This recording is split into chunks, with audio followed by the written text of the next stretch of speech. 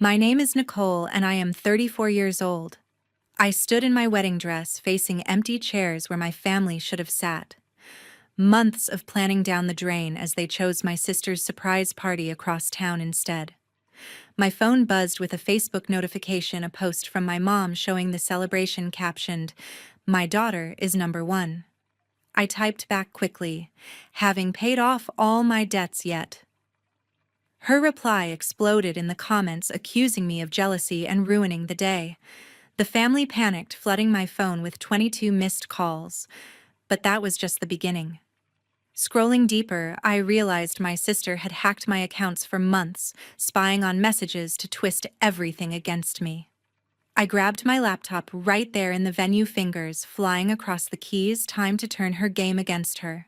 Before I detail the story, I want to know what time you're listening, and from what city. I'm happy to see my journey spread so far. I grew up in a Seattle suburb on Pine Avenue where neat lawns hid messy family truths.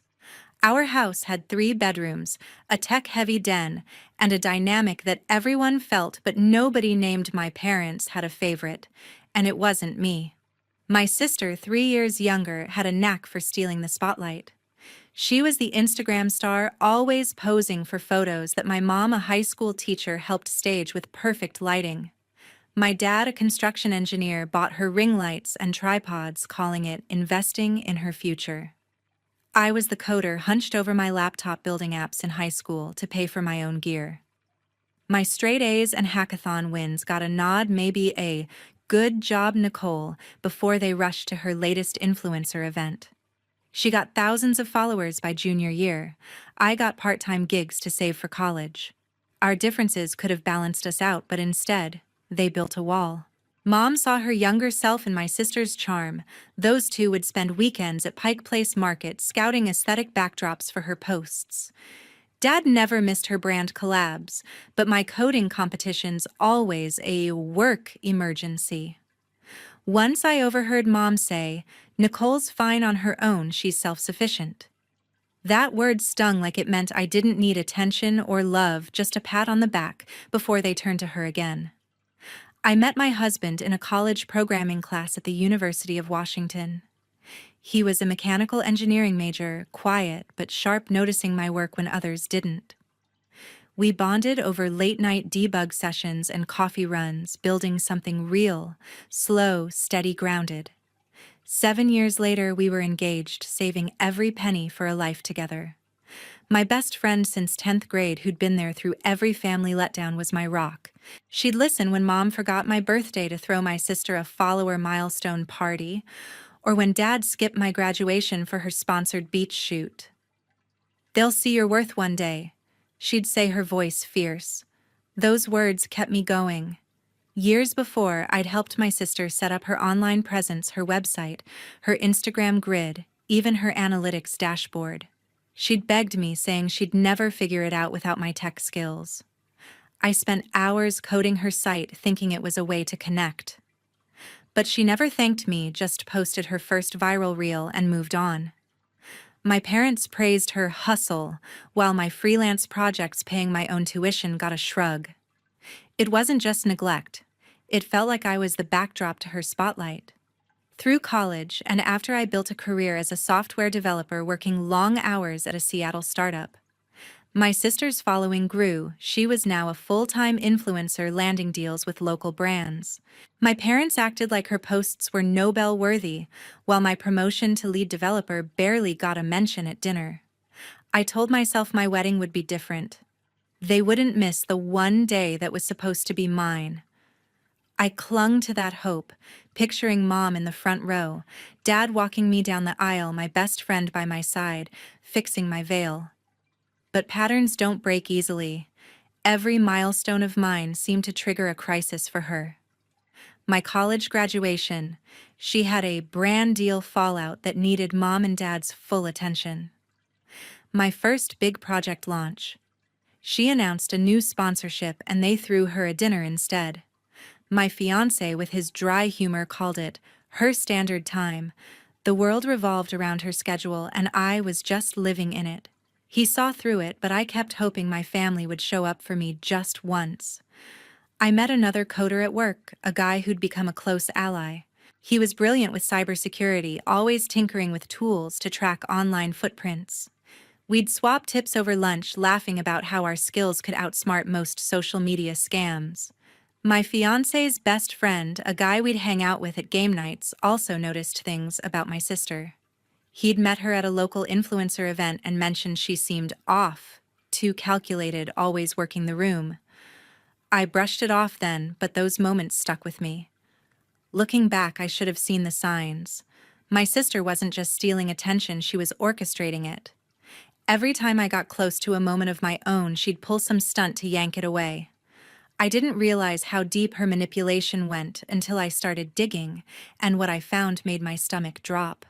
She wasn't just outshining me, she'd been pulling strings for years, using my own tech against me to keep me in her shadow.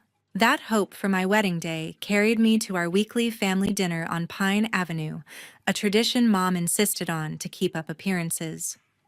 Nicholas had proposed the night before with a simple ring, the kind you save for months to afford. My hands shook as I shared the news, voice steady but heart racing. "We're getting married on November 15th next year," I said, watching their faces. Mom barely looked up from her phone, muttering, "That's nice. Nicole, have you thought about venues? They book fast." Dad nodded absently, focused on his steak. "Congrats. Market's tight, so don't expect much help with costs." My sister's reaction hit harder.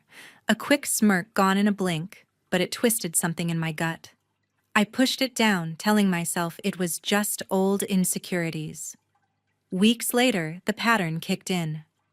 My sister announced a surprise party for her biggest career milestone yet on the exact same day, November 15th. She claimed she'd landed a massive brand deal, telling everyone she'd paid off her student loans, a $20,000 triumph.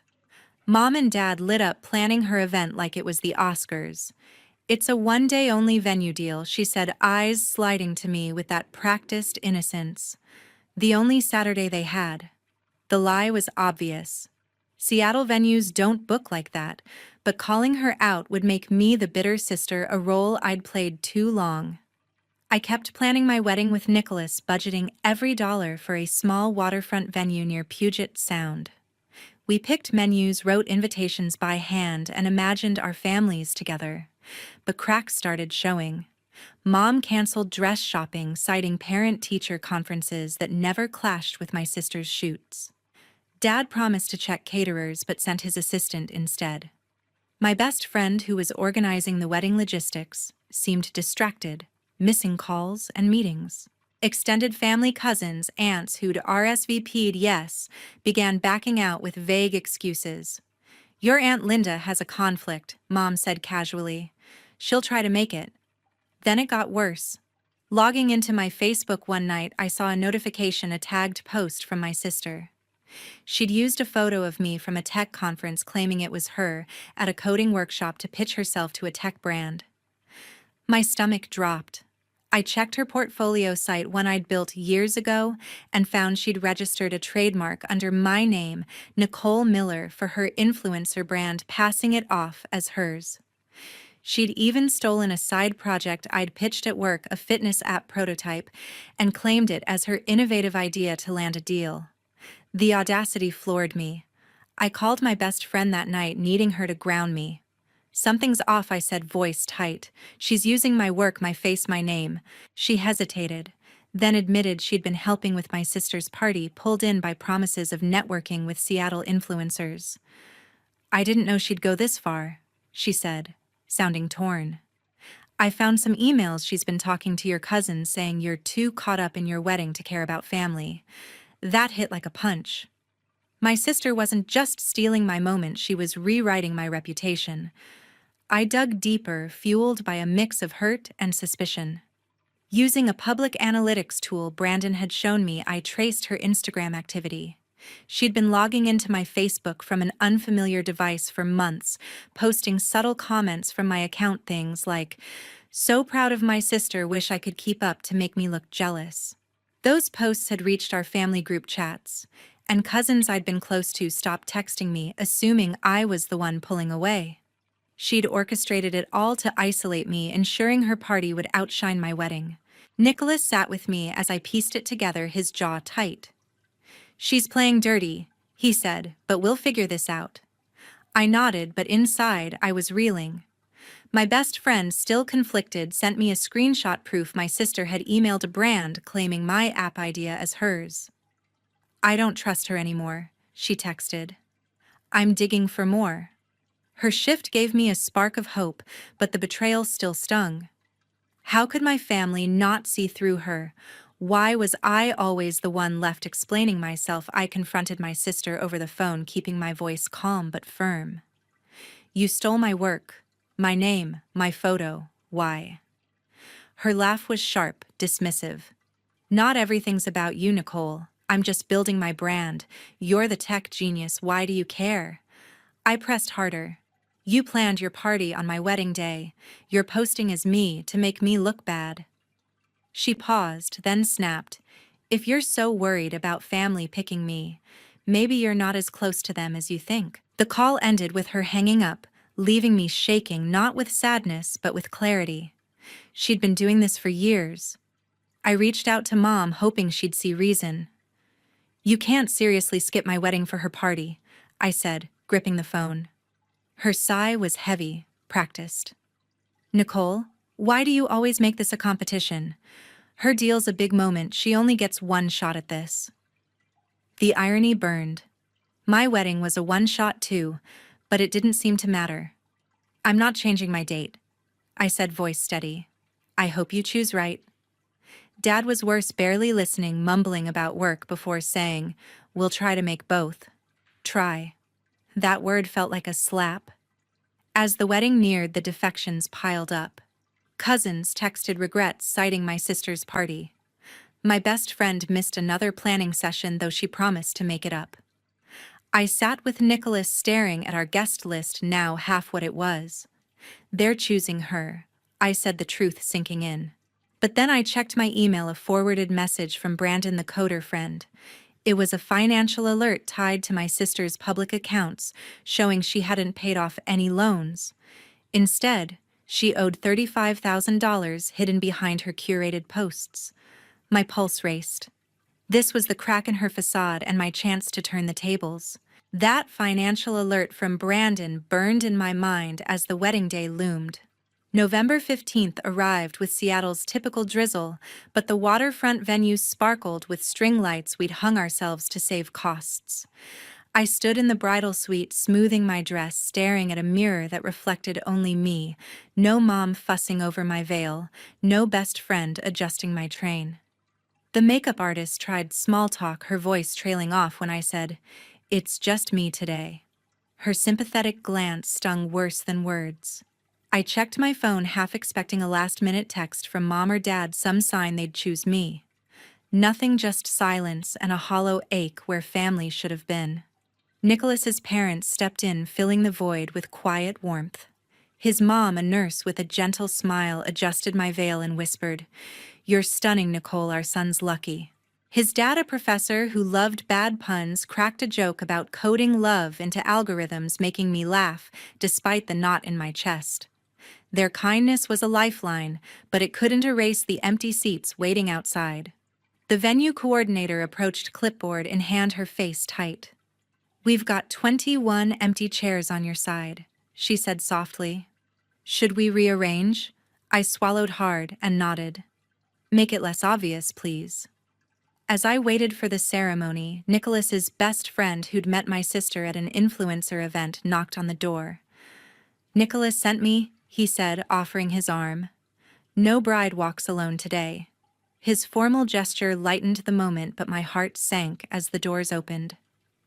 The venue glowed, flowers, ribbons, chairs now balanced, thanks to quick reshuffling, but the absence on my side hit like a physical weight. Guests turned their smiles polite, but curious, whispering questions I could feel, but not hear. I locked eyes with Nicholas at the altar, his steady gaze pulling me forward step by heavy step. The ceremony blurred past vows we'd written, rings exchanged, our first kiss as husband and wife. His words, "I'll be your family," always brought a lump to my throat. The officiant spoke of love uniting families, and I bit my lip to keep from scoffing. Only Nicholas's family was here. The applause felt warm but one-sided, coming mostly from his relatives. We moved to the reception, the DJ struggling to fill the half-empty room with energy. Tables meant for my family sat untouched, their centerpieces mocking the RSVPs that never showed. During our first dance, Nicholas held me close, whispering, "This is our beginning. No one else matters." I wanted to believe him, but my phone vibrated in my dress pocket, pulling me back. I ignored it at first, swaying to the music, but by the cake cutting, it wouldn't stop. I stepped aside, heart racing, and checked the screen. 22 missed calls, mostly from Mom, some from Dad, even a few from cousins. Then I saw the Facebook notification. Mom had posted a photo from my sister's surprise party across town, captioned, "My daughter is #1 celebrating her big win." It showed her posing with Balloon's family, cheering my best friend in the background, arranging decor. My fingers moved before I could think typing a comment. Having paid off all my debts yet, it was sharp-pointed, aimed at the lie I knew was coming. Mom's reply popped up instantly, public for all to see. "Nicole, stop being jealous, this is her day." The venom in her words out there for our entire network lit a fire in me. I scrolled further, seeing more posts, my sister's curated shots bragging about paying off $35,000 in loans. But I had Brandon's alert in my email, proof she was drowning in debt, faking her perfect life. I slipped into the venue's quiet office, Nicholas following, concern etched on his face. "What's going on?" he asked. I showed him the post, the comment, the calls. "She's lying about everything I said," voice low but firm. "And I'm done letting her win." I opened my laptop, pulling up a public data tool. Brandon had recommended, a platform that scraped financial records from linked accounts. My sister's Instagram was tied to her real email, sloppy enough for me to trace. With Nicholas watching, his engineering brain catching up fast, I dug into her public profiles. The numbers didn't lie. She owed $42,000, not a penny paid off, hidden behind her glossy posts about luxury bags and brand deals. Brandon texted me a tip: use a browser extension to pull cached posts she'd deleted. I found one from months ago, a draft pitch to a tech brand using my fitness app idea, my face, my name. She'd been milking my work for clout, building her empire on my back. Nicholas squeezed my shoulder. "We can expose this," he said, his voice steady. But smart, not reckless. He'd worked with data systems too, knew how to keep it clean. I nodded, heart pounding, not with hurt now, but purpose. I called Brandon, who was already digging on his end. "Her accounts are a house of cards," he said. "She's got fake invoices to brands claiming your app as hers. I can pull metadata to prove it." My best friend texted to, guilt in her words. "I found something else. She's been emailing brands from a fake account in your name, saying you're sabotaging her." The betrayal cut deep, but her doubt in my sister gave me an edge. I asked her to forward everything, no questions. As the reception wound down, guests offering hugs and congratulations, I sat with Nicholas and planned. We'd build a website, clean and professional, to lay out every lie: her debt, her stolen ideas, her fake trademark. Brandon would help with the tech, my best friend with the proof, Nicholas with the... The morning after the wedding, Nicholas and I sat in our hotel room, laptops open, coffee going cold.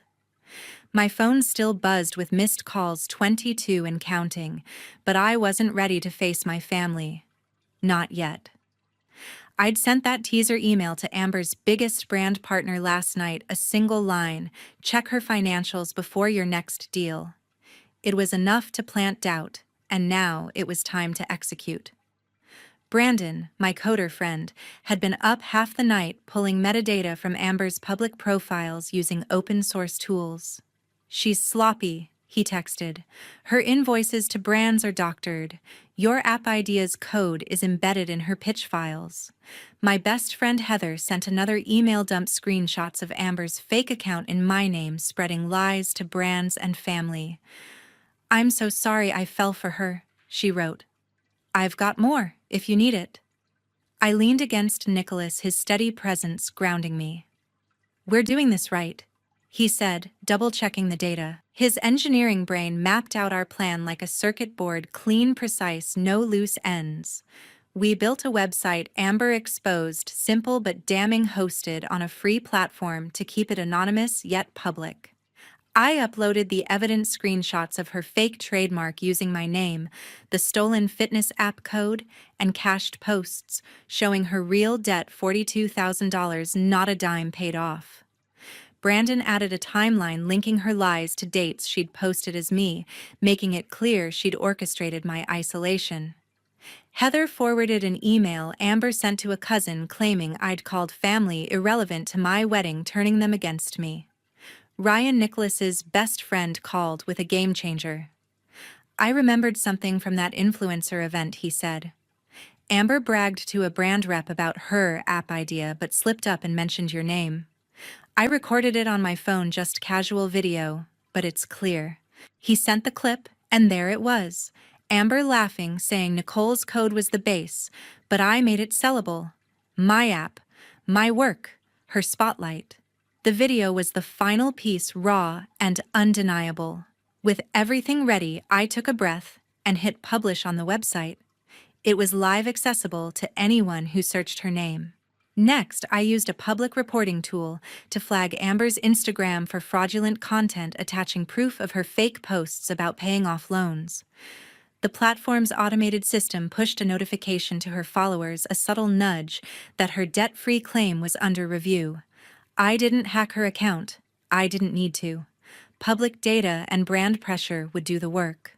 Nicholas drafted emails to her top 3 brand partners, a sportswear line, a local cafe, a tech startup attaching the website link, and Ryan's video.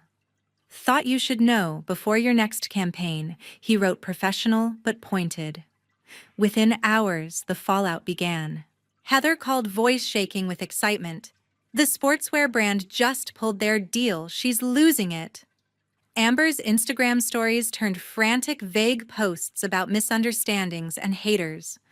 Her follower count dropped by thousands overnight as comments flooded in, calling out her lies. Brands started distancing themselves, one tweeting, "We value transparency and are reviewing partnerships." My cousins messaged me confused, asking why Amber had lied about me. Heather, fully on my side, now sent more proof, a chat where Amber admitted to a brand rep she'd borrowed my identity for credibility. I should have seen it sooner, Heather said, guilt heavy in her voice. I'm here now, Nicole. I drove to my parents' house on Pine Avenue that evening, Nicholas by my side, ready to face the chaos. The driveway was packed, Mom's sedan, Dad's truck, even Heather's car. Inside, the living room looked like a party gone wrong. Half-empty wine glasses, crumpled napkins, balloons sagging from Amber's celebration. Mom stood when she saw me, face pale. Nicole, this is a disaster, she said, voice tight. Why would you do this?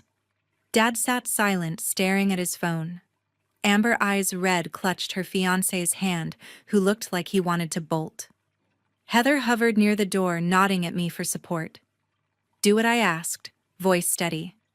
Tell the truth.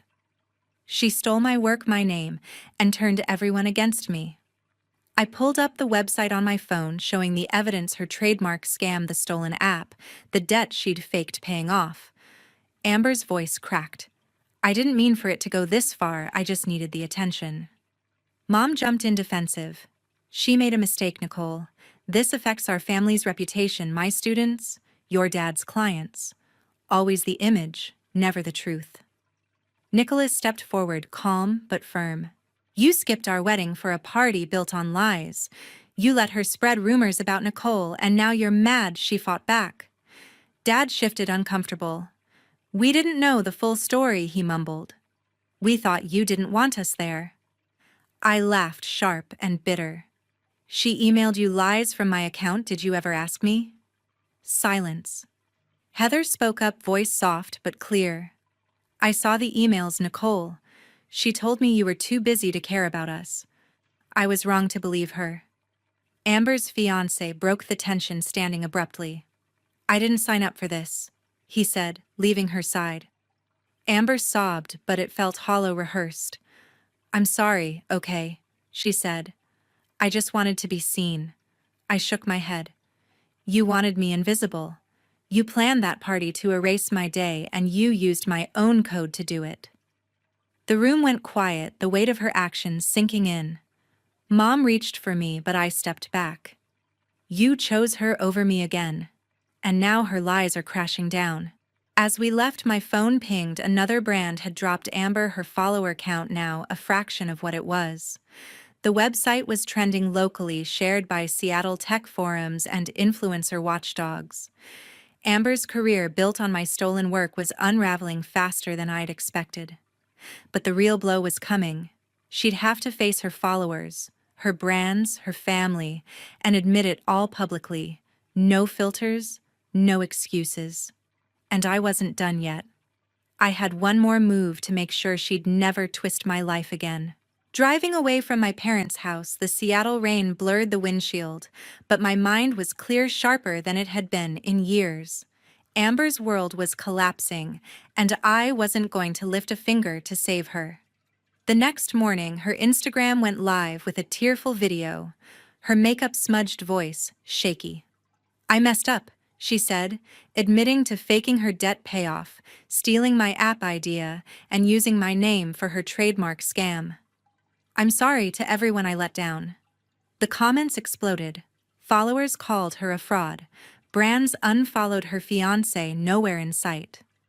The Amber Exposed website had gone viral in Seattle's tech circles, shared by coders and influencers alike, racking up thousands of views. Her career was over, her lies laid bare for the world to see. Back at our apartment, Nicholas poured me coffee as we watched the fallout unfold online. You did this, he said, pride in his voice. You took back your power. I nodded, but the victory felt heavy. Not because I regretted it, but because it took so much to get here. My phone pinged with texts from Mom and Dad, their tone desperate now. Nicole. We didn't know how far she went. Mom wrote, We're sorry. Can we talk? Dad's message was shorter. We made a mistake. Let's fix this. Even Heather, my best friend, sent a long apology admitting she'd been dazzled by Amber's world and should have trusted me sooner. Their words were too late, too hollow. I didn't reply. I opened my laptop instead, pulling up the journal I'd started after the wedding. Writing had become my way to process not just the betrayal, but a lifetime of being the invisible daughter. I'd also joined a Seattle-based online group for women navigating family drama, sharing stories anonymously. Their support, strangers who understood, helped me see I wasn't alone. One post stuck with me. Family isn't who you're born to, it's who shows up. Nicholas's parents had shown up, adjusting my veil, dancing with me, filling the void my family left. Brandon, my coder friend, had stayed up nights helping me expose Amber's lies. Even Ryan, Nicholas's best friend, had risked awkwardness to share that video. They were my people now.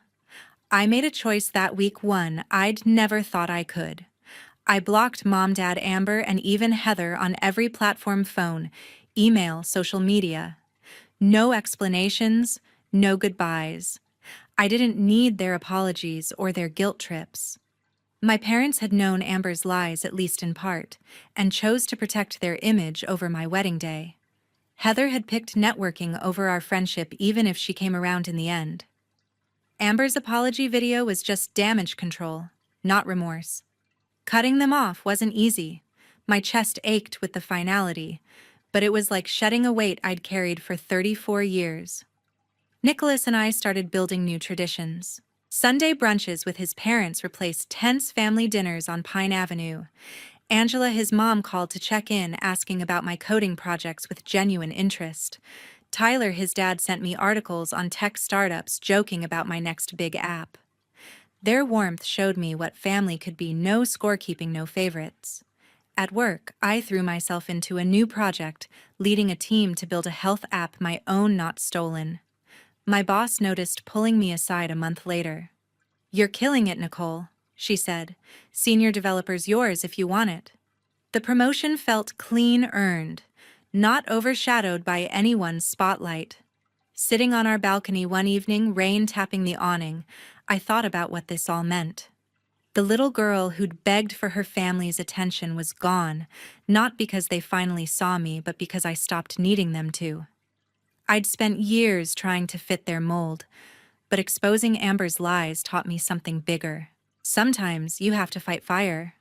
With fire, I said to Nicholas, my voice steady. When someone uses technology to hurt you like Amber did with my accounts, you use it better to defend yourself and reclaim your power. He smiled, squeezing my hand. You didn't just defend yourself, you won. That's the lesson I want to share. If someone manipulates you, whether it's family or not, don't wait for them to change.